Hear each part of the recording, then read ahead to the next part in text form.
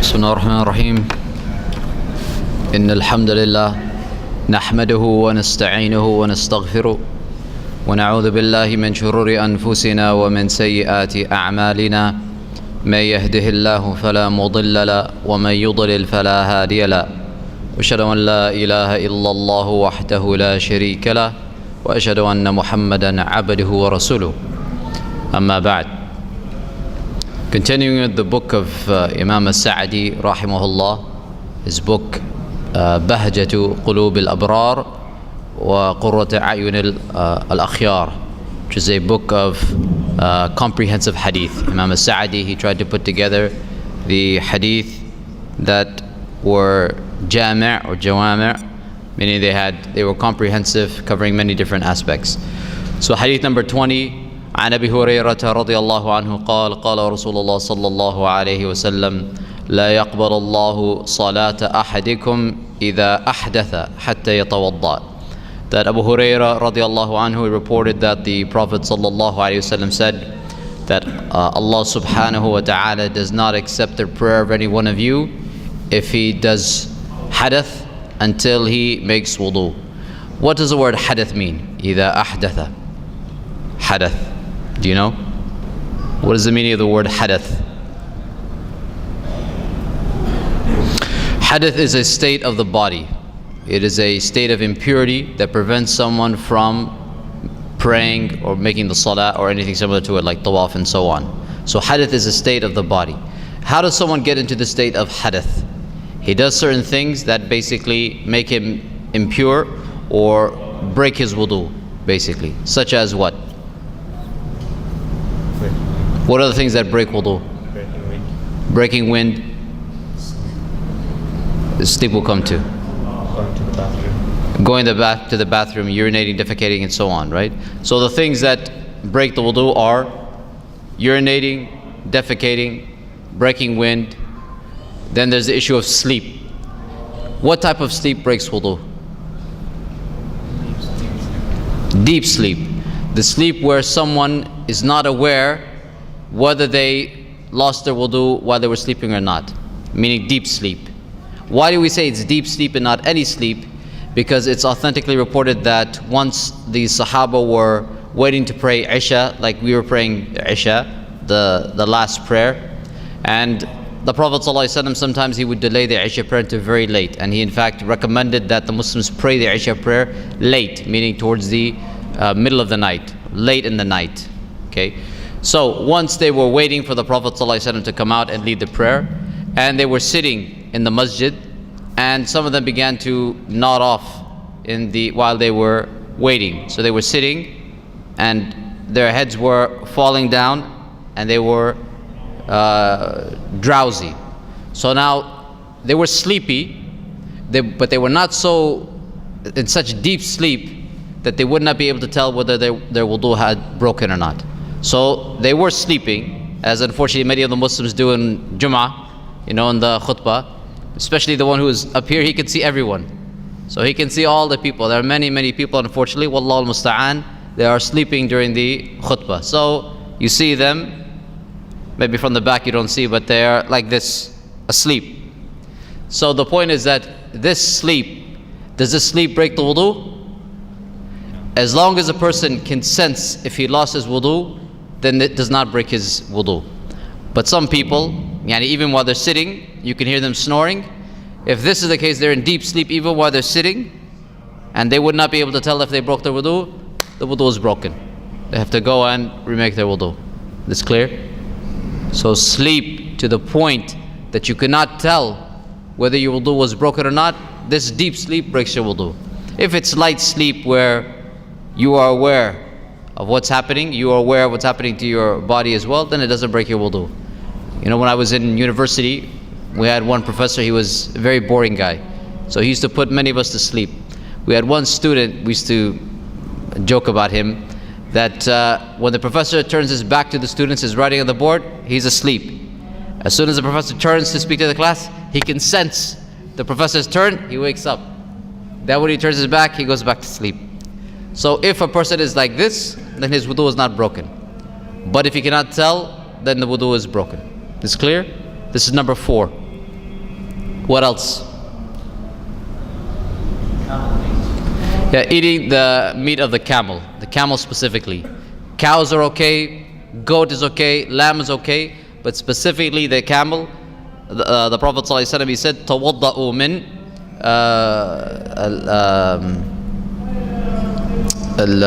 لحوم الإبل وألبانها, that make wudu from the meat of the camel and from its milk, when you drink the camel milk or you eat the meat of the camel. There is khilaf amongst the madhahib about whether this is still applicable. The hadith is authentic. Some scholars say this hadith has been abrogated, but it seems, and Allah knows best, that the hadith has not been abrogated. So the hadith still applies, that eating the meat of the camel, doesn't matter in what form, cooked, not cooked, in the biryani, as a kebab, it doesn't matter. If you eat the camel meat or you drink the camel's milk, it breaks your wudu. Other ulama also say that they talk about it's talking about only the lahum, so only the meat, but if you eat, for example, the organs of the camel, this doesn't count. So if you eat, for example, the liver of the camel, then your wudu is not broken, or you eat the other organs and so on. But the correct opinion, and Allah knows best, is that we don't differentiate when it comes to an animal between saying this part of the animal is halal and this part of the animal is haram. So for example, Allah says about khinzir, وَلَحْمَ الْخِنْزِيرِ, the meat of the pig is haram, as we all know. No one says that, well, if you eat the kidneys of the pig it's allowed, and if you eat the meat this is not allowed. All of the pig is haram, right? All of it. You cannot eat any part of the pig. So when Allah subhanahu wa ta'ala mentions a certain animal, either all of it is halal or all of it is haram. Allah doesn't do biology in the Quran that this part is allowed and this part is haram. Once something is marked as haram, all of it is haram. And in this case, because the Prophet ﷺ singled out the meat and then also the milk, this indicates that if you eat any part of the camel, you should remake your wudu. Okay, this is a clear hadith. This is number 5. What else? This goes without saying.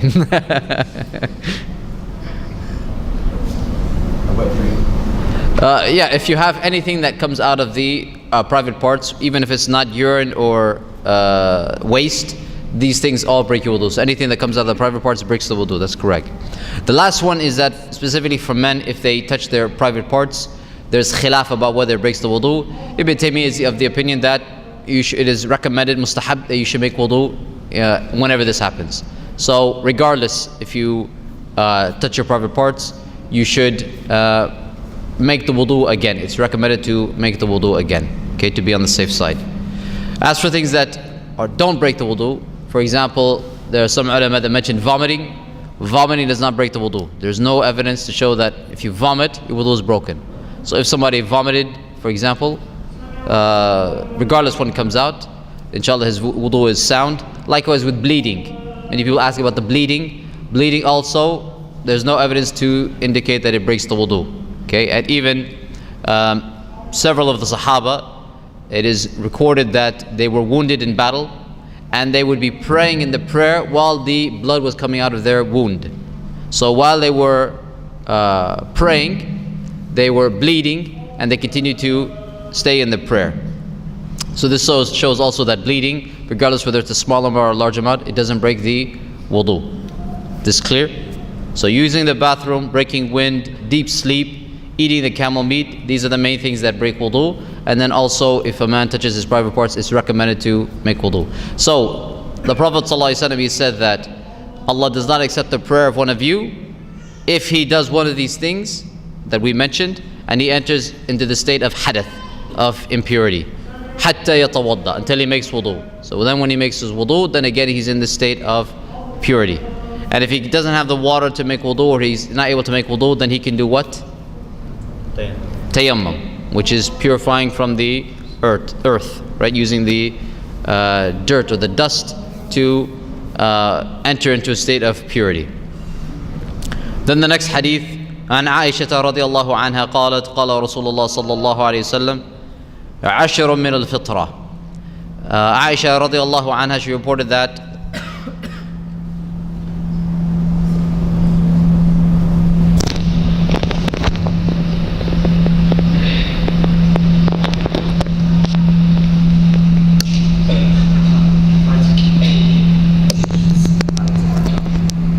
Aisha radiallahu anha, she reported that the Prophet sallallahu alaihi wasallam said 10 things are from the fitrah. Number 1, qassu sharib, trimming the mustache. Number 2, i'fa al-lihya, leaving the beard.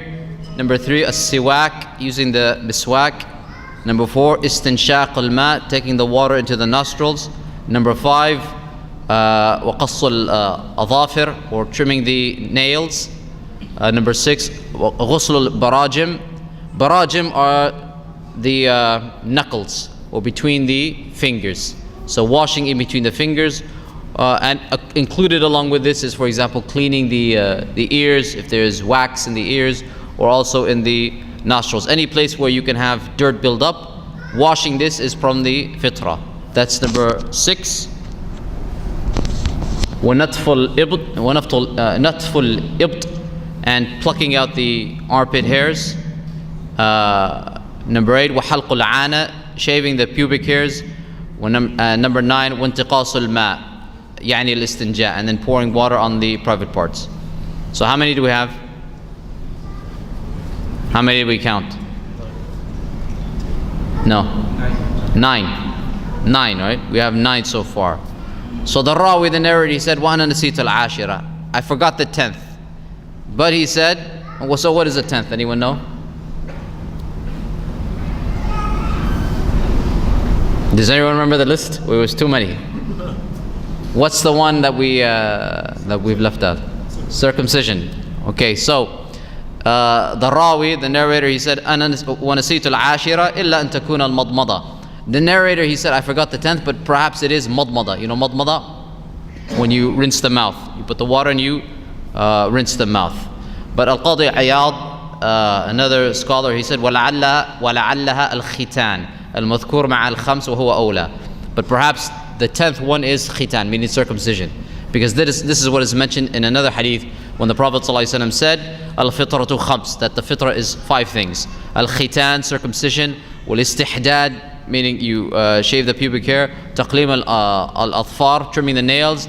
Natf al-ibt, plucking out the armpit hairs. Wa qass al-sharab, and trimming the mustache. So the 4 are already mentioned in the other hadith. The only one that's not mentioned in the first hadith, the one about 10, is the circumcision. So when you combine the 2, the 10th most likely was circumcision, or it was madmada, as the narrator said. Okay. First of all, these 10 things doesn't mean that these are the only 10 things. It can be, the fitrah can be more than this, but these are from the fitrah. The first point is that what is the meaning of the word fitrah? What does fitrah mean? Natural disposition of a person. Natural disposition. Anyone else?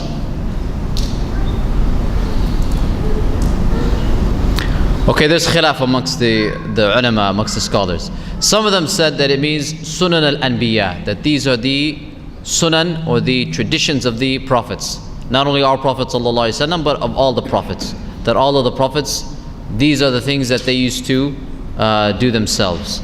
Others said that fitrah here means deen, just like when Allah subhanahu wa ta'ala refers in the Quran, fitrat Allah allati fatara an-nasa alayha, that this is the fitrah of Allah that He has created human beings or mankind upon. So in other words, it's the religion. The fitrah, when it's referred to in the Quran and the Sunnah, generally it's translated as natural state, but refers to the state of a human being when he is created, or the state when in the beginning, or the initial state of creation. Okay, this is similar to the hadith when the Prophet ﷺ, he said, "Kullu mawludin wulida ala al-fitra," that every newborn child is born on the fitrah, is born on this certain state. Wa abawahu yuhawidanihi wa yunassiranihi wa yumajjisanihi, and then his parents, they make him a Jew or a Christian or a Majus, a Magian. What is the religion that he left out? The Prophet ﷺ said that every child is born on the state of fitrah. Then the parents come and they make him a Jew, or they make him a Christian, or they make him a Majus. What's the one that he left out?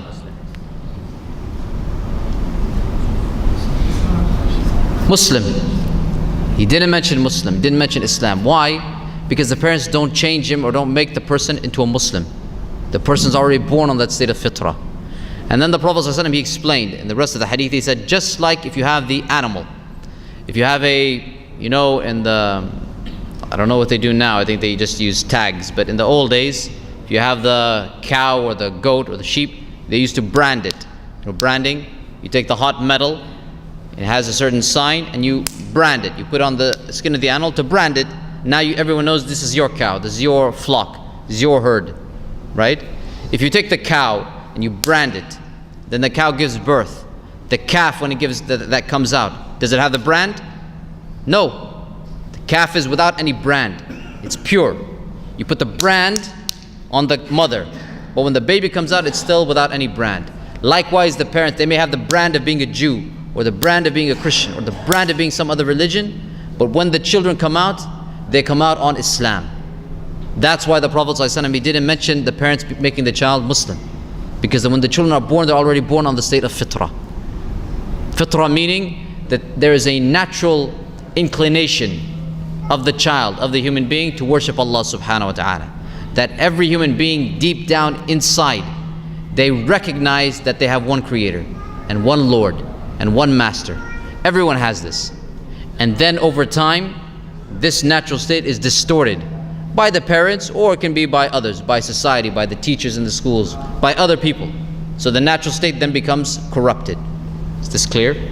Just like, for example, when the baby is born, within the first minutes of the baby's life, the mother takes the baby and holds it to her breast, and this baby who knows nothing now, baby hasn't been taught anything, it just comes out of the womb, immediately it does what?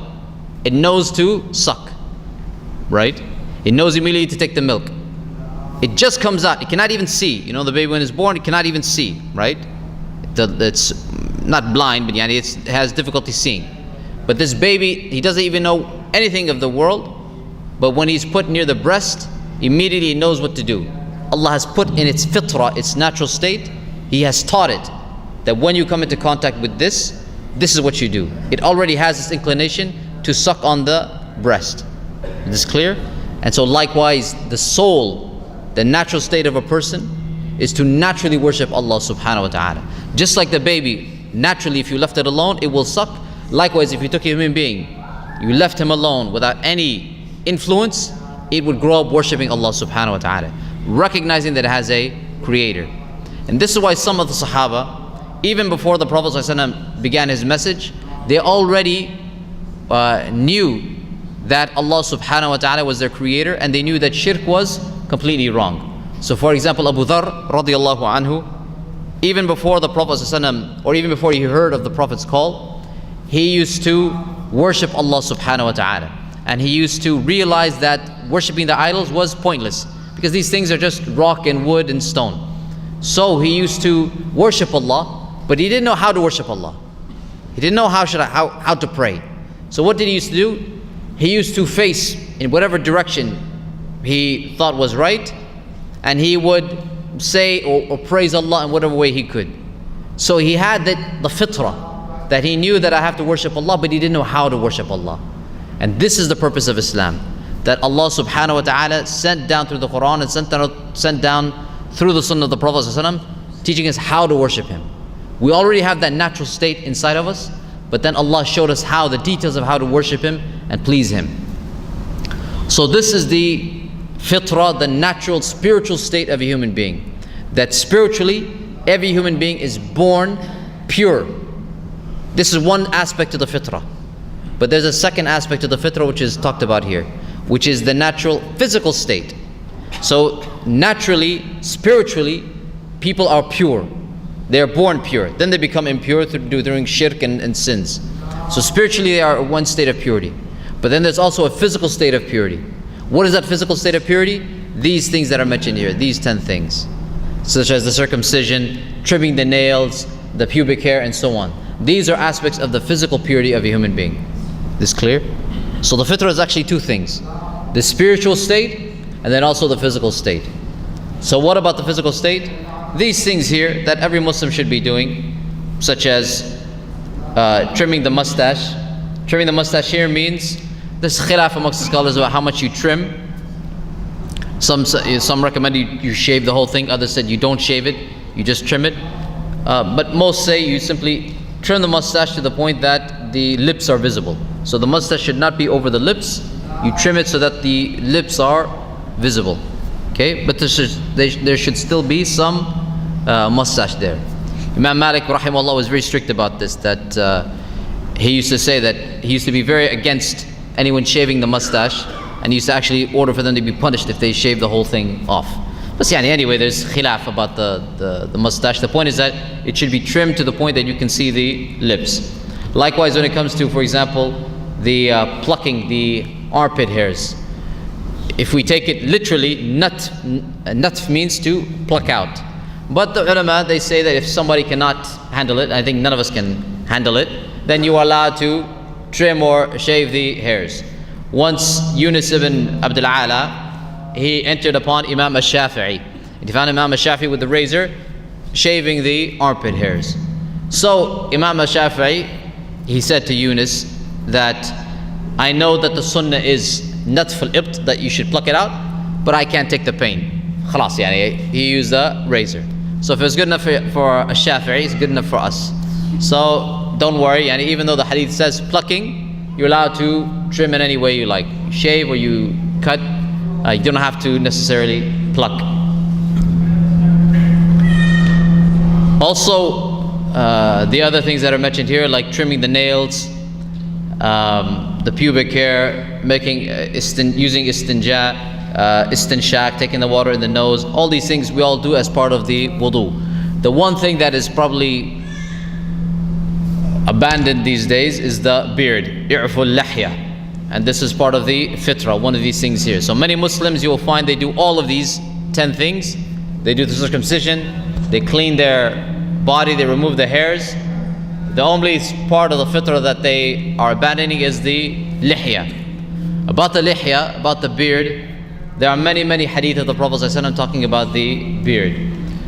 So for example, the Prophet ﷺ, he said, khalifu al-Yahud wa nasara, be different from the Jews and the Christians, grow the beard and trim the mustache.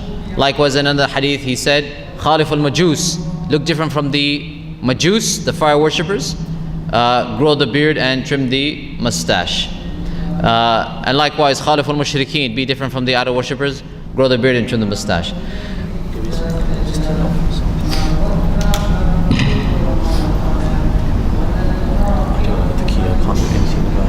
We'll deal with it, it should be okay.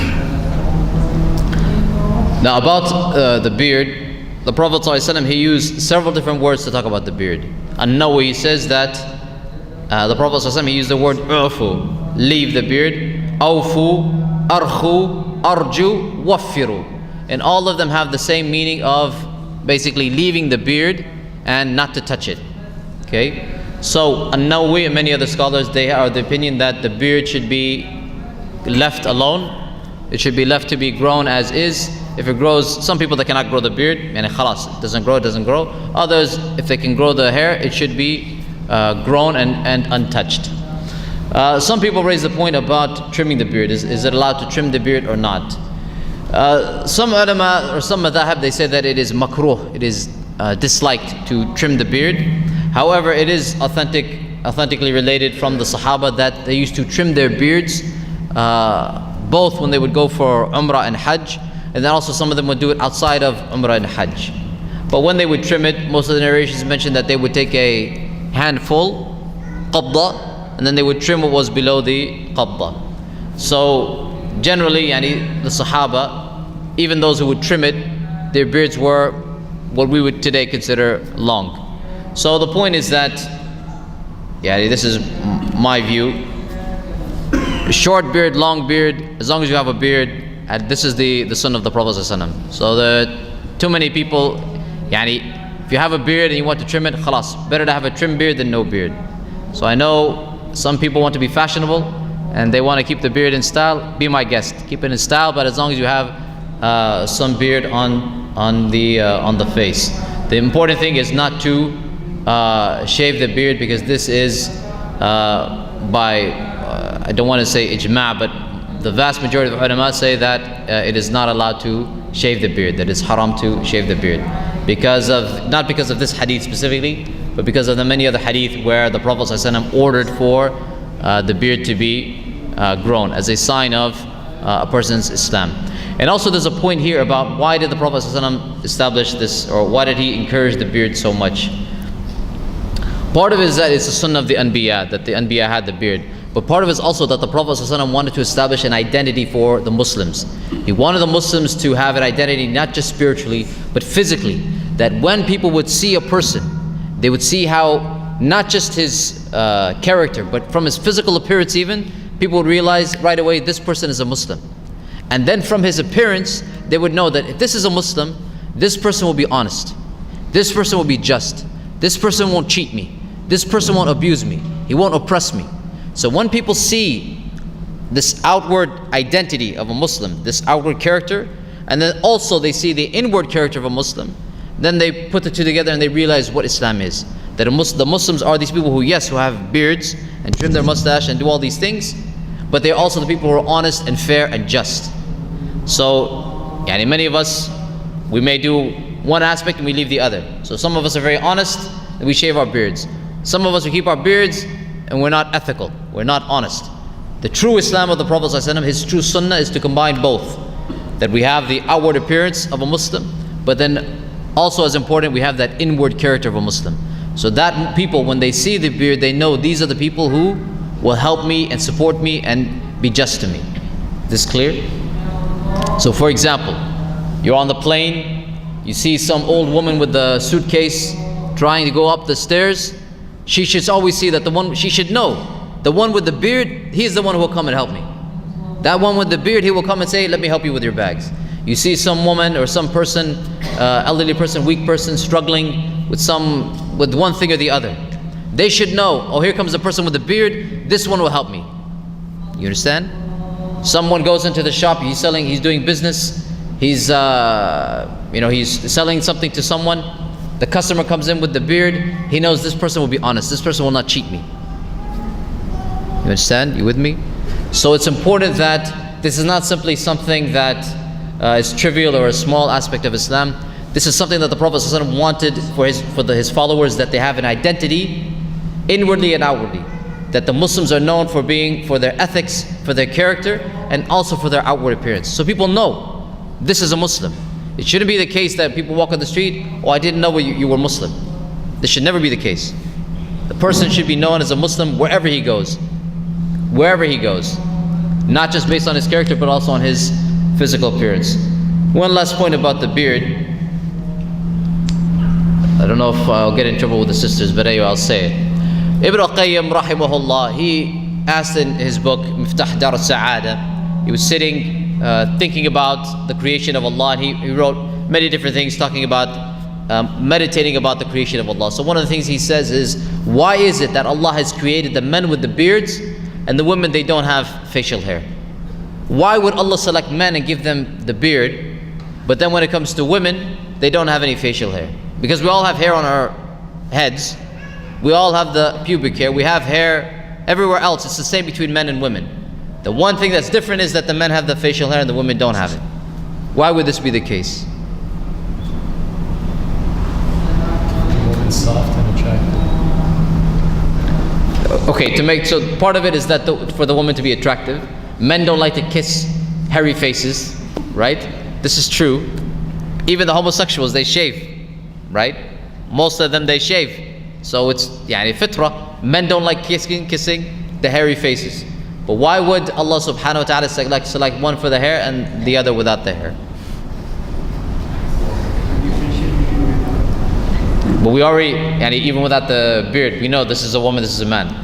So we don't need the beard to differentiate, right? Because even if there's a man without a beard, I know this man is a man and this other person is a woman. Okay, Ibn al-Qayyim, he says that basically, because the man is the qayyim, like Allah says, الرِّجَالُ قَوَّامُونَ عَلَى النِّسَاءِ, that the men are the supervisors and they are the ones in charge of the affairs. They're in charge of a woman. Because at the end of the day, the man is the head of the household. The woman is his partner in raising the children and managing the family, no question. They are partners in raising the family, but at the end of the day, there can only be one king for the country. There can only be one head of the household. The man is the one Allah has made head of the household. So because he has this responsibility, that he is responsible for the family, not just to support them financially and go out and earn a living and provide housing and food and so on, but he's also responsible to make sure they are taught and that they are practicing Islam, that he is the one in charge of making sure Allah's law is obeyed even in his own house. So because this man has this role, Allah subhanahu wa ta'ala has made the beard to grow on his face, because this is what creates respect and awe in the heart of the woman towards the man. That the woman, because of the beard, she has respect and awe and ijlal, yani she submits to him because of the respect that this beard creates. And I asked my wife once time when I read this, I asked my wife, is this true? She said, it's true. That the beard, and we know this, yani, when you see someone who has the beard, it automatically creates respect for the person. And someone who doesn't have the beard, we look at him as a youngster, right? The ones who are young, especially the ones who are young, yani, when they don't have, let's take a young man. The young man who has a beard, he gets more respect than the young man who doesn't have a beard. The one who doesn't have a beard, we treat him like a bacha. No one has respect for him. He's treated like a child. But the one who has a beard, even a small beard, naturally the hearts have respect for him. And likewise with the women, they have respect for the man because of this beard. So Allah subhanahu wa ta'ala has given the man this certain responsibility. Then He gives him, even on his face, the tools he needs to get the respect to do his job. So if a man finds that his wife is not respecting him, she's not obeying him, then he should look in the mirror and see maybe there's something wrong with his face, maybe his beard is not long enough, and he should follow the sunnah of the Prophet ﷺ, and they will find that his wife will also naturally change in her attitude towards him. Wallahu alam. If there are any questions, we can take them now. Is touching a wife breaking? Okay, about